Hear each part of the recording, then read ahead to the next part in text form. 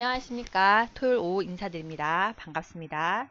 어, 오늘의 주제는 근로소득 간이지급명세서 상반기, 하반기 신고하는 방법에 대해서 안내를 해드리겠습니다. 시청하기 앞서 먼저 여러분 현재 저희 채널의 구독자는 42%고요. 나머지는 그냥 눈팅 하시는 겁니다. 그냥 보고 먹튀하지 마시고 구독 누르고 좋아요 누르고 시청하셔야 됩니다. 광고가 나면 동작 그만! 광고 끝나면 알아서 영상이 재생이 되니 여러분께서는 좀 넉넉하게 기다려 주시면 감사하겠습니다. 그게 바로 여러분의 시청료입니다. 자, 그러면 근로소득 간이지급명세서 상하반기, 얘는 원래는 그 전에는 없던 세무 업무 중에 하나였어요. 근데 2019년에 새로 생긴 세무 업무고 이거를 제때 신고하지 않으면 얘도 세금이 부과가 됩니다. 그러면 바로 본론. 그러면 우리가 얘를 근로소득 간이지급 명세서라고 하는 것이 무엇이냐?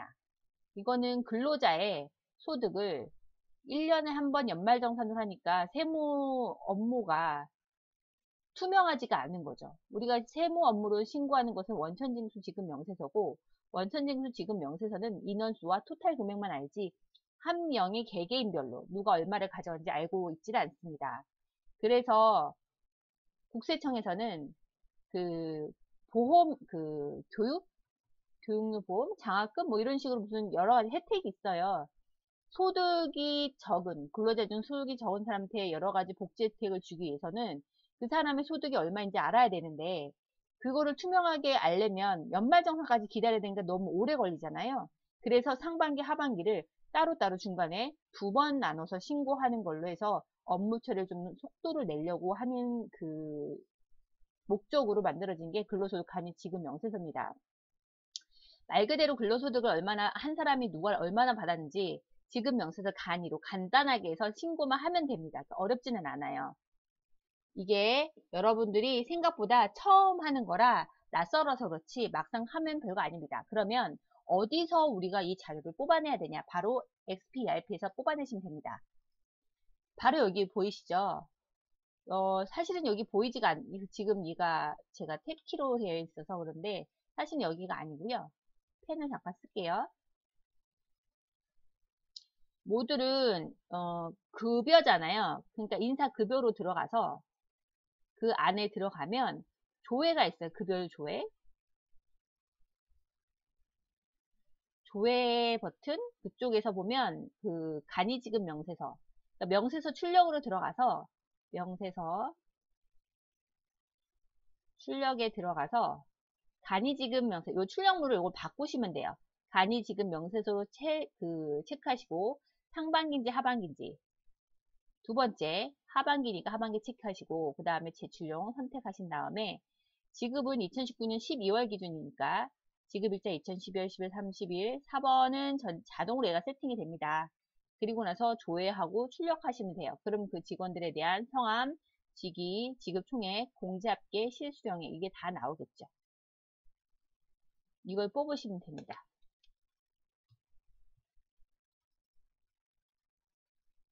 그러면 이렇게 얘가 출력이 돼요. 보면 얘가 지급자 제출용 그리고 상호, 주민번호, 그러니까 주민 또는 우리 아파트 등록번호, 그 다음에 전화번호, 전자우편, 소재지, 성명대표자, 사업자 등록번호 이런 거 있죠? 이런 것들이 다 나옵니다. 이거는 ERP에 기본으로 회사 이력이 저장되어 있으면 그건 항상 자동으로 이쪽으로 필업이 돼요. 자동으로 들어갑니다. 자동 채우기 들어가니까 얘는 그냥 오토고. 그러면 여기 있는 거 내용을 좀 뜯어보면 기속연도 2019년 근무시기 상반기는 1에서 6월이고요. 지금 하반기 신고 기간이죠. 이번 달에서 이번 달 말까지 신고하셔도 돼요. 7월부터 12월분 하반기를 신고하니까 체크하시고 그 다음에 여기 있는 인원수 6명 저희는 5명인데 중간에 중도 퇴사자가 1명 있어서 6으로 신고가 들어갑니다. 총 인원으로 들어가는 거예요. 총 인원 과세소득 합계니까 얘는 비과세는 제외입니다.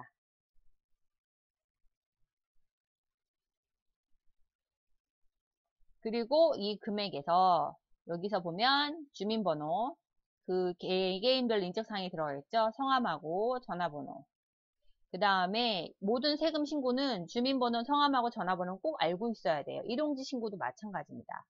그리고 내국인인지 외국인인지, 내국이니까 1번을 쭉 들어가죠. 그 다음에 이거는 자동으로 나오고, 근무 기간은 7월부터 12월분을 신고하니까 근무 기간 2019년 7월부터 10월 31일까지. 과세소득, 비과세소득 이렇게. 이거는 얘가 출력되어 나오는 걸 그대로 하시면 됩니다. 자, 그러면 홈택스. 사실 얘가 제가 그러니까 모드를 열어서 실제 신고하는 걸 보여주려 했더니 개인정보가 너무 많이 나와요. 그래서 제가 그냥 모드를 열어서 하지 않고 이렇게 안내문으로 된 것만 해드릴게요. 홈택스로 들어가서 이제 개인 요거 로그인을 하셔야죠. 사업장 로그인 들어가면 이게 신고 납부는 원천징수예요. 신고해서 납부하는 거 원천징수죠. 그래서 얘는 원천징수고 신청 제출이니까 이건 제출의 의미가 있어요. 근로소득 간이 지급 명세서 제출만 하는 거잖아요. 그죠? 그래서 여기 신청 제출로 들어가십니다. 그러면 여기 보면 신청 제출 모듈에 여러 가지 쭉 들어가는데 그 중에서 제일 가운데 근로소득 간이 지급 명세서가 이렇게 팝업이 뜨죠. 그럼 얘를 선택하시고 그러면 화면이 이렇게 들어가요. 상반기 제출 시기 7월 1일부터 31일, 하반기 제출 시기 1일부터 31일. 근데 이거는 될 수 있으면 10일 안으로 해주시는 게 좋아요. 근로소득 간이 지급 명세 원래는 10일인데 얘를 31일로 유예를 둔 거는 이번에 이 세무 신고 업무가 새로 추가된 거기 때문에 아직 적응하지 못한 분들이 많아서 31일로 한 것 같습니다. 근로소득 간이 지급 명세서 근로소득으로 여기로 바로 들어가게 하는 거죠. 제출하고자 하는 근로소득 간이 지급 명세서의 바로가기 버튼을 클릭합니다. 간이 지급 명세서가 아닌 근로, 사업 등 지급 명세서를 제출하려면 우측 하단에 있는 화면 이동 이쪽으로 가시라는 거죠. 근로, 사업, 지급 명세서는 이쪽을 해서 들어가서 근로, 사업 등 지급 명세 제출 화면으로 얘가 이동을 시켜줍니다. 그러면 제출 방식은 직접으로 우리가 수기로 손을 다 일일이 넣는 거와 아니면 변환해서 엑셀로 업로드하는 방식 두 가지가 있는데요. 대부분 직접 제출 방식 버튼 눌러서 직접 화면 이동하고요. 인원이 많으면 변환하셔야겠죠. 근데 이거는 그 엑셀에 그 기호라던가 그 다음에 서식이라던가 이런 게 잘 맞아야지 들어가지 안 그러면 또 에러가 떠요. 근데 인원수가 적다면 그냥 직접 제출 방식으로 하시는 게 좋습니다. 그러면 얘를 들어가면 이 화면 들어가면 얘가 연결돼서 나오죠. 그러면 원천징수 의무자가 누구예요? 회사입니다.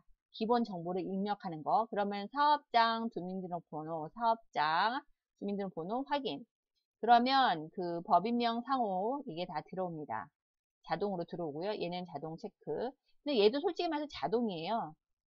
만약에 휴폐업이면 이게 자동으로 들어가고요. 휴폐업자로 로그인하면 얘가 들어가고 만약에 기존에 있던 사업장이면 지금 언니 정기 제출 얘가 들어가겠죠. 수정 제출은 정기 제출 후에 수정할 때 수정 제출하시고요. 기한 후 제출도 마찬가지. 신고 후 기한 후 제출은 여기다 들어갑니다. 어쨌든 얘는 손댈 게 없어요. 자동으로 들어가고요. 기성연도 2019년 근무 시기는 하반기. 그 다음에 제출 연원은 이건 자동으로 이렇게 넣어주시고 그 다음에 저장 후 다음으로 이동하시면 됩니다. 그러면 그 다음은 개개인별로 아까 떴던 주민번호 그죠? 주민번호 확인하면 그 사람 걸 확인해서 맞으면 그 다음 커서로 넘어가요. 이상이 없습니다. 이렇게. 그 다음에 성함 꼭 쓰셔야 되고요. 뭐 예를 들어서 홍길동. 그 다음에 이거는 자동이죠.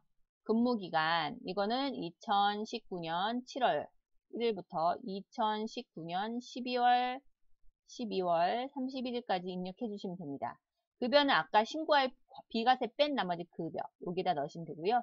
솔직히 기업이 아닌 이상 아파트는 인정상여는 없습니다. 아파트 인정상여로 하는 것은 무슨 이사님도 골프 이용권 그 다음에 차량 그 지원 이런 거 인정상여죠. 회사에서 세무 신고를 위해서 이거 등록을 해요. 그럼 얘가 등록이 되면 이 밑에 3번 라인에 조회가 뜨죠. 그러면 주민번호, 성함, 그 사람의 근무일자, 종료일자, 급여 이렇게 선택이 들어가요. 근데 만약에 들어갔는데 내가 이 사람이 좀 잘못됐어요. 그러면 다시 더블 클릭하고 들어가서 수정하고 다시 등록하기 누르시면 됩니다. 한번 요거는 제가 요걸 다 밑에 있는 읽어드릴 필요는 없을 것 같은데 뭘 한번 볼까요? 등록된 소득자를 수정하려면 근로소득 간이 지급 명세서의 근로소득 작성 목록 3 여기죠. 여기 수정할 소득자 이름을 선택하고 제가 말씀드린 대로 얘를 선택하고 입력 화면에 나타난 이 내용이 다시 이쪽에 얘가 선택을 하면 이쪽으로 다시 보여져요. 그럼 여기다 다시 수정 후 다시 등록하시면 돼요. 만약에 삭제를 하고 싶어요. 그 직원이 없었던 직원이. 그러면 여기서 삭제할 대상자를 체크를 하고 선택 내용 삭제 버튼이 있습니다. 여기 이쪽으로 들어서 클릭하시면 됩니다. 그리고 또 수정할 사항이 있다면 소득자 이름을 선택하고 내용 수정 후 다시 등록합니다. 만약에 단순히 자료를 확인할 거면 과세 자료 작성 완료 있죠. 버튼 이거죠.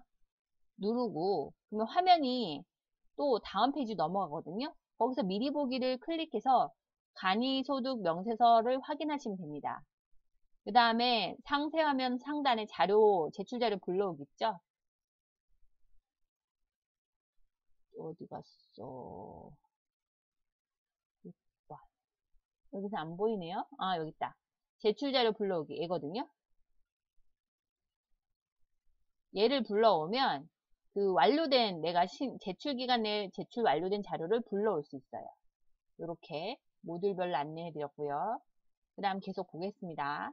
근로소득 간이 지급 명세 제출 자료를 불러올 때는 아까 이거 제출 자료 불러오기 누르면 이렇게 내역이 납세자 번호, 상호, 제출 연월 이렇게 되고요. 얘를 선택하시면 됩니다.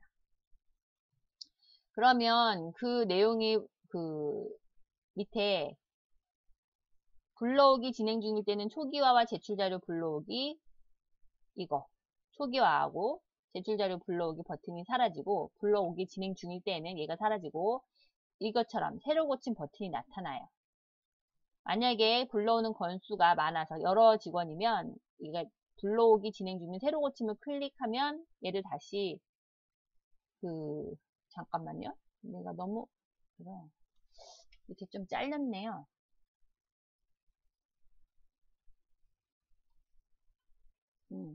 불러오는 건수가 많아서 불러오기가 진행 중이면 새로 고침을 클릭했을 때 변화가 없습니다. 불러오고 있을 때는 불러오기가 완료가 되면 새로 고침을 클릭했을 때 새로 고침 버튼이 사라지고 초기화하고 제출자료 불러오기 얘가 다시 나타나요. 불러오기가 완료되면 이 새로 고침이 없어지고 다시 초기화하고 제출자료 불러오기가 다시 나타납니다. 그러면 하단에 아래쪽에 근로소득 간이 지급 명세서 작성 목록이 불러온 자료가 이게 다시 등록이 되고요. 불러온 자료를 추가나 삭제나 수정할 수 있습니다. 이때부터 과세자료 제출 과세자료 제출에서 제출할 근로소득 간이 지급 명세서의 제출자료 요약, 정보, 건수나 금액을 확인해 주시고요. 제출하기 전에 미리 보기를 클릭해서 제출하기 전 과세자료 미리 보기에서 소득자별 자료를 근로소득 간이 지급 명세서의 서식 형태로 볼 수 있고요. 그리고 과세자료 미리 보기는 창에서 일괄 출력을 클릭하면 조회된 근로소득 간이지급 명세서 원장을 인쇄할 수 있습니다. 정상적으로 제출이 되면 접수 결과를 알려주는 접수증이 자동으로 팝업이 되고요. 그 애를 인쇄해서 보관하시면 됩니다.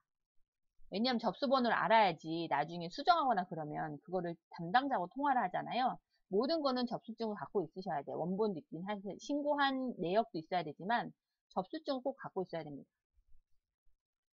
그럼 이렇게 제출하기 버튼을 해서 미리 보기 아까 얘기한 대로 미리 보기 누르면 그 과세자료 신청 내역으로 이렇게 미리 보기를 할 수 있어요. 그럼 이걸 한번 다 읽어보시는 거죠. 다 하반기 제대로 맞는지 금액이 맞는지 인원이 맞는지 사업자 등록번호 맞는지 다 확인해 보시고 그죠? 그러면 제출 접수증 같은 거 이것도 인쇄를 해서 갖고 있으셔야 돼요. 요거 접수 일지 그 다음에 이거에서 접수한 거에서 그 접수 번호 이런 걸 갖고 있으셔야 됩니다. 그러면 잠깐만요. 마우스가 또 살짝만 내려야겠네. 됐어요. 그 제출 내역 결과를 확인할 때는 그 제출 결과 확인할 때 여기서 보면 제출 내역 여기 과세제로 아까 우리 제출할 때 우선 입력했잖아요. 그 옆에 시트 요거를 선택하면 과세자료 제출 목록을 기간별로 해서 조회를 할 수 있습니다. 그러면 얘를 조회를 하면 여기 얘가 떠요. 신고한 게. 그죠? 그러면 접수증도 보기에서 출력할 수 있고요. 접수번호로 얘로 조회할 수 있어요. 그리고 나의 과세자료 제출 현황도 조회할 수 있습니다. 그래서 접수증을 클릭하면 접수증 보고 인쇄도 할 수 있고요. 접수번호 얘를 클릭하면 과세자료 미리 보기 화면에서 근로소득 간이지급명세서 원장, 서식 형태로 자료를 확인할 수 있고, 근데 변환 제출 방식 있잖아요. 엑셀로 업로드했을 때는 제출 완료된 자료는 과세 미리 보기 기능을 제공하진 않습니다. 그거는 좀 알고 있으셔야 돼요. 세무대리인에게 위임해서 제출을 한 자료일 경우 원천징수 의무자가 제출자가 아니에요. 세무사가 되는 거죠. 제출 내역에서 확인할 수 없기 때문에 이때는 접수증 및 과세자료 미리 보기는 나의 과세자료 제출 현황을 클릭하셔서 확인하셔야 돼요. 다시 한번 나의 과세자료 제출 현황에서 접수증과 과세자료를 확인하셔야지 그냥 그 원천징수 의무자 걸로 해서 조회하면 나오진 않아요. 과세자료 미리 보기 기능 요거 여기 미리 보기 밑에다가 요거 접수증도 보고 얘를 선택하면 얘가 이렇게 나오거든요. 그럼 얘를 일괄 출력해서 원장 그대로 다 출력할 수 있어요. 근로소득 간이지급 명세서를 원장 형태로 확인하고 출력할 수 있고 일괄 출력을 출력하면 한 번에 얘가 인쇄되거나 아니면 PDF 파일로 변환할 수 있습니다.